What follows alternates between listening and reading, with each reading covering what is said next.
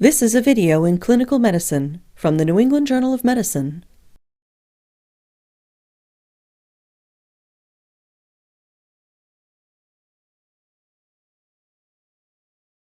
Radial arterial puncture for arterial blood gas analysis is a common procedure performed in medicine. It is a fundamental skill that all medical trainees need to acquire. This video will review radial arterial puncture in the adult population.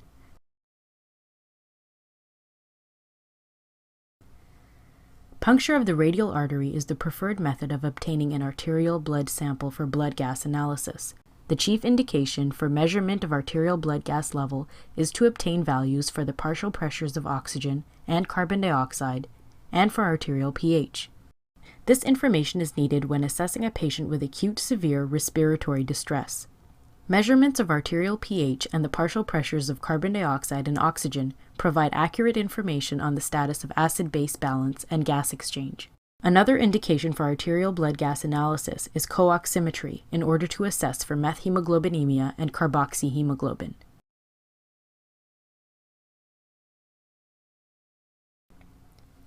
Radial arterial puncture is contraindicated in the presence of a known deficiency of collateral circulation to the distal upper extremity.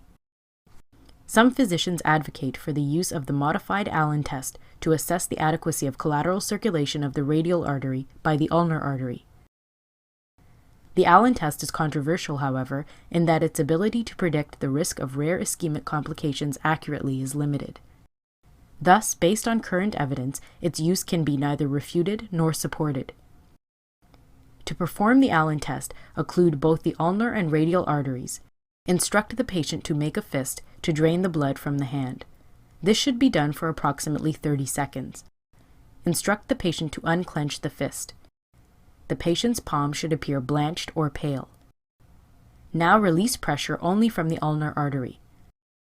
Adequate collateral circulation is indicated by the return of normal color within 10 seconds. Alternative techniques that can be used to measure collateral circulation of the forearm include color Doppler flow study, plethysmography, and MRI. These methods are more often used when assessing the radial artery for more invasive procedures, such as arterial harvesting for coronary bypass. In addition, radial arterial puncture should not be performed in the presence of an overlying skin infection. It is relatively contraindicated in patients receiving anticoagulants or in those with coagulopathies because of the increased risk of bleeding and hematoma formation. Standard arterial blood gas sampling kits are readily available that contain a syringe, a small 23 to 25 gauge needle either with a rubber stopper that may be used to remove the needle from the syringe or with an attached safety cap, and a syringe cap containing dry lithium heparin or sodium heparin. The concentration of heparin here varies depending on the manufacturer of the kit. You will also need the following: alcohol swabs, sterile pieces of gauze, tape, non-sterile gloves and a non-sterile gown, 1% lidocaine without epinephrine for local analgesia, a 5 cc syringe with a 25 gauge needle, a small rolled towel to place under the wrist, and a bag of ice in which to transport the sample to the lab if required. Arterial blood gas sampling often takes place in an emergency setting and may not allow for obtaining consent from the patient or next of kin. When possible, the procedure should be explained to the patient and consent obtained.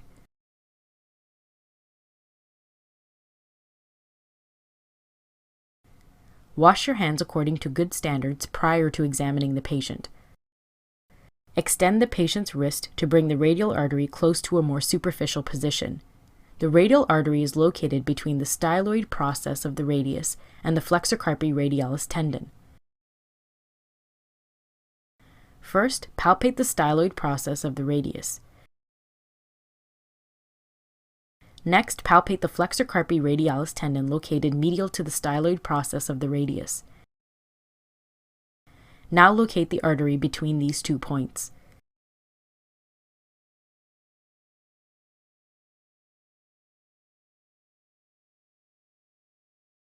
The artery may be difficult to palpate, for example, in the presence of overlying edema or vasospasm. A portable Doppler ultrasound device may be used to identify the location of the radial artery in these instances.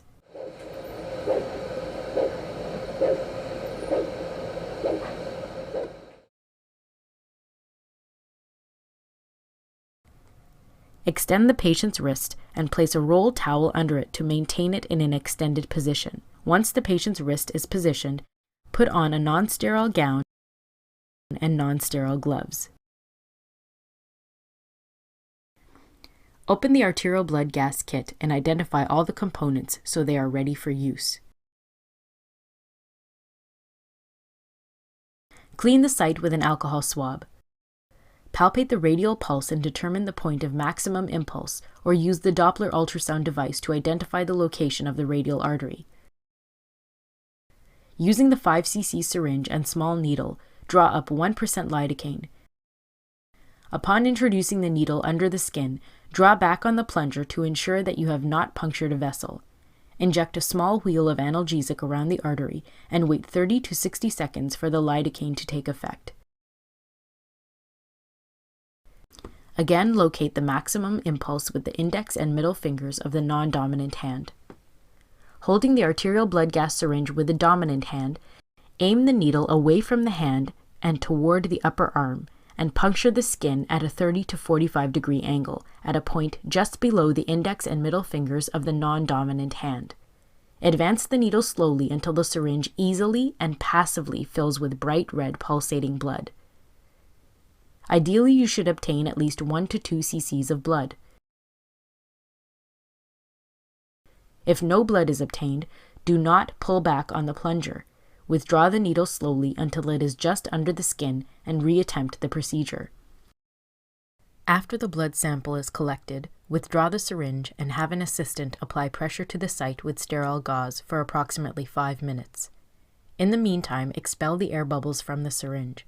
Cover the needle with the attached safety cap and remove the needle from the syringe. Or remove the needle from the syringe using the rubber stopper.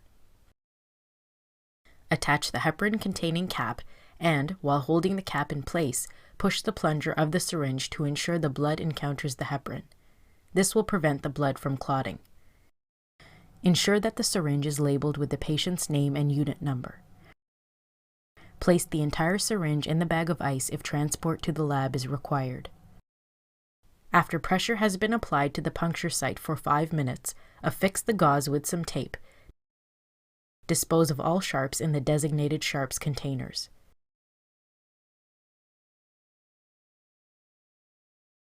The most common technical difficulty associated with radial arterial puncture for arterial blood gas analysis is failure to obtain a blood sample because of vasospasm, or obtaining venous instead of arterial blood. If vasospasm is suspected, abort the procedure and reattempt it on the other wrist. A blood sample is likely to be venous if it is non-pulsatile and dark in color and it flows slowly. It should be noted, however, that very deoxygenated blood in a patient with hypoxemia could also appear dark, even though it is arterial. Serious vascular complications of radial arterial puncture are rare and include radial arterial aneurysm, hand ischemia, and hematoma causing compartment syndrome.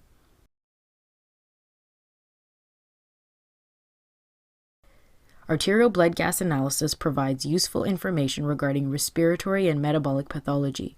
The partial pressure of carbon dioxide, bicarbonate concentrations, and pH values will assist in diagnosing the presence of primary or mixed respiratory and metabolic acidoses or alkaloses. The partial pressure of oxygen will reveal abnormalities in blood oxygen content and the presence of hypoxemia.